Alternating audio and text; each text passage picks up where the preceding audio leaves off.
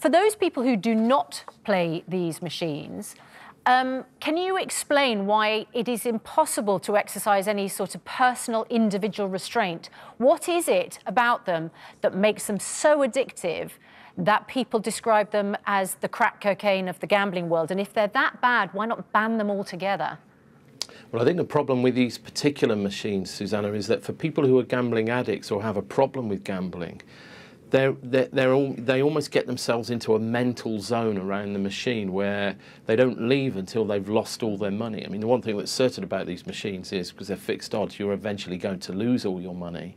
And you can lose it very quickly. You can lose £100 every 20 seconds, £300 a minute. And there are hundreds of thousands of people who've lost £1,000 very, very quickly. So it's the amount you can lose in the time, in a short period of time, that's the problem.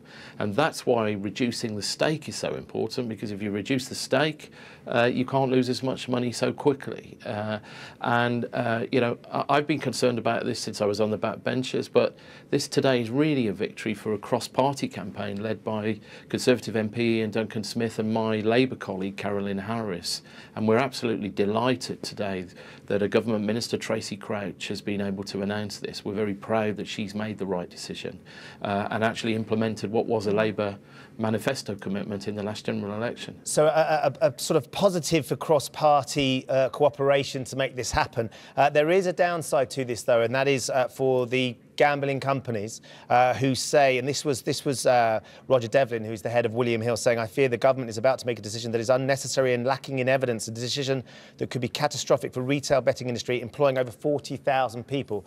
Now, of course, the interesting or the important thing is everybody's protected from the people that are caught up in the horrific addiction to these machines, but also the 40,000 people whose jobs are within this sector. How can we protect both those sides of the coin, Tom? Because undoubtedly there'll be people that will suffer because these machines maybe become so restrictive that actually they lose a job.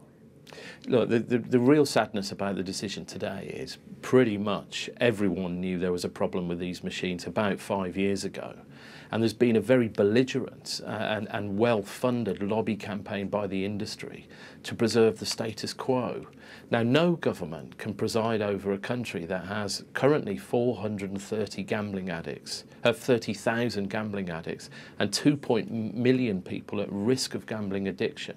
And what the industry should have been saying 5 years ago to government is, here's our plan.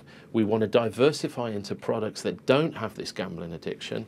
We want you to help us deal with problem gamblers. We're going to play our part in it.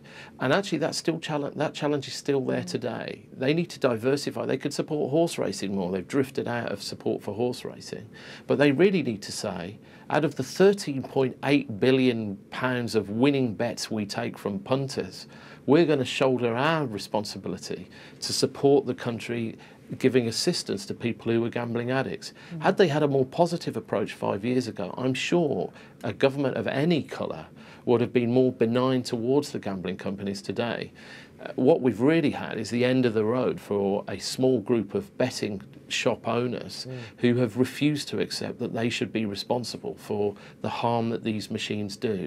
And it's very, very sad for their staff. Do you think the Labour Party also bears a little bit of responsibility? We know, of course, that Harriet Harman, when she was deputy leader, wanted action to reverse those measures in the Gambling Act of 2005, which led to the proliferation of these machines, which was brought in under a Labour government, saying, you know, she used the words that they were ruining lives.